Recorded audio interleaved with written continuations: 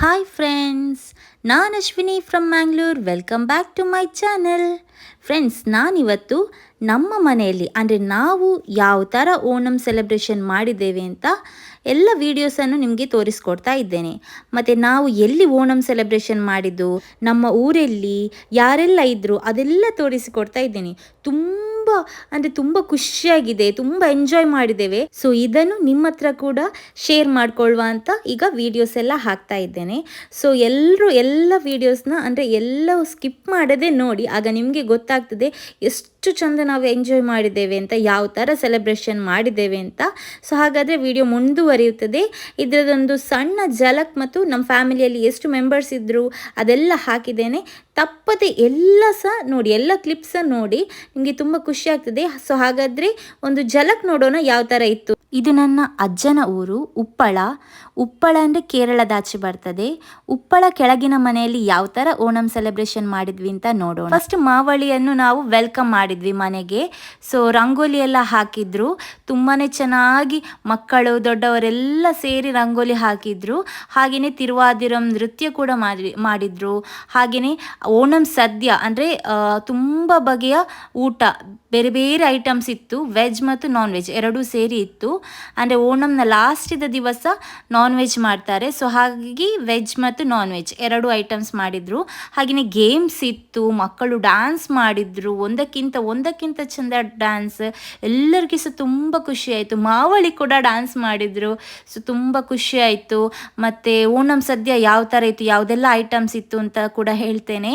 ಮತ್ತು ಗೇಮ್ಸಲ್ಲಿ win ಆದವರಿಗೆ price ಕೂಡ ಇತ್ತು. ಸೊ ಹಾಗಾಗಿ ಈಗ ಅವರು ನೋಡಿ ಯಾವ ಥರ ಹಾಕ್ತಾ ಇದ್ದಾರೆ, ಅಂದರೆ ಎಲೆಗೆ ಅನ್ನ ಹಾಕ್ತಿದ್ದಾರೆ ಅಂತ ನೋಡಿ. ಎಷ್ಟು ಜನ, ಎಲ್ಲರೂ 24 ಐಟಮ್ಸ್ ಮಾಡಿದರು.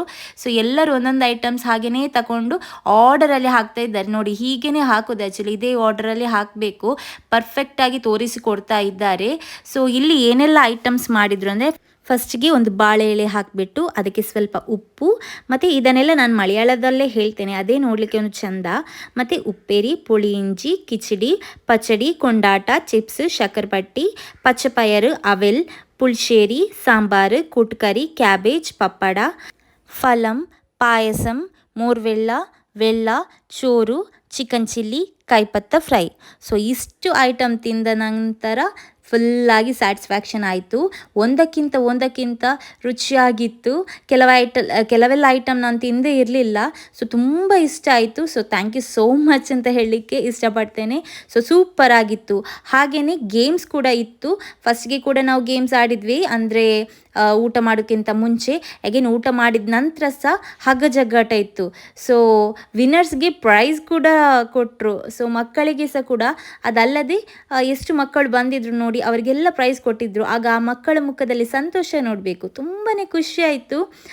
ಸೊ ನಿಮಗೆ ಕೂಡ ಈಗ ಗೊತ್ತಾಗ್ಬೋದು ಯಾವ ಥರ ನಮ್ಮ ಫ್ಯಾಮಿಲಿ ಎಲ್ಲ ಎಂಜಾಯ್ ಮಾಡಿದ್ವಿ ಅಂತ. ಸೊ ನೀವು ಕೂಡ ಓಣಂ ಆಚರಿಸುವಾಗ ಇದೇ ರೀತಿ ಎಂಜಾಯ್ ಮಾಡಿ ಅಂತ ನಾನು ಈ ವಿಡಿಯೋಸ್ ಎಲ್ಲ ನಿಮ್ಮ ಹತ್ರ ಶೇರ್ ಮಾಡ್ತಾ ಇದ್ದೇನೆ. ಹಾಗೆಯೇ ವರ್ಷಕ್ಕೊಮ್ಮೆ ಬರುವ ಹಬ್ಬ ಇದು ಓಣಂ.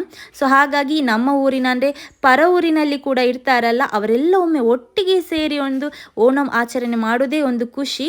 ಸೊ ಮಕ್ಕಳೆಲ್ಲ ಯಾವ ರೀತಿ ಡ್ಯಾನ್ಸ್ ಮಾಡಿದ್ದಾರೆ ಕೂಡ ಅದು ಕೂಡ ತೋರಿಸ್ತೇನೆ. ಈ ತಿರುವಾದಿರಂ ನೃತ್ಯ ಉಂಟಲ್ಲ, ನೋಡಲಿಕ್ಕೇ ಚೆಂದ. ಇದರಲ್ಲಿ ವಯಸ್ಸಿನ ಅಂತರ ಇಲ್ಲದೆ, ಅಂದರೆ ಚಿಕ್ಕವರು ದೊಡ್ಡವರು ಅಂತ ಭೇದವಿಲ್ಲದೆ ಡ್ಯಾನ್ಸ್ ಮಾಡ್ತಾರೆ, ನೃತ್ಯ ಮಾಡ್ತಾರೆ. ಇದೇನು ತುಂಬ ಕಷ್ಟದ ನೃತ್ಯ ಕೂಡ ಅಲ್ಲ, ತುಂಬಾ ಸೊಗಸಾಗಿ ತುಂಬ ಸಾಫ್ಟಾಗಿ ಡ್ಯಾನ್ಸ್ ಮಾಡಿದ್ದಾರೆ. ಸೊ ನನಗೆ ಅಂತೂ ತುಂಬ ಖುಷಿ ಆಯಿತು. ಮತ್ತು ಇದು ಉಂಟಲ್ಲ, ಓಣಂ ದಿವಸದ ಹಿಂದಿನ ದಿನದ ರಾತ್ರಿ ಇದು ಪ್ರಾಕ್ಟೀಸ್ ಮಾಡಿದ್ದು. ಸೊ ಹಾಗಾಗಿ ಅವ್ರಿಗೊಂದು ಶಾಬಾಷ್ ಅಂತ ಹೇಳಲೇಬೇಕು. ತುಂಬಾ ಚೆನ್ನಾಗಿ ನೃತ್ಯ ಮೂಡಿ ಬಂತು. ಸೊ ಅದಲ್ಲದೆ ಚಿಕ್ಕ ಮಕ್ಕಳು ಕೂಡ ಡ್ಯಾನ್ಸ್ ಮಾಡಿದರು, ಅದನ್ನು ನೋಡಲಿಕ್ಕೇ ಚಂದ.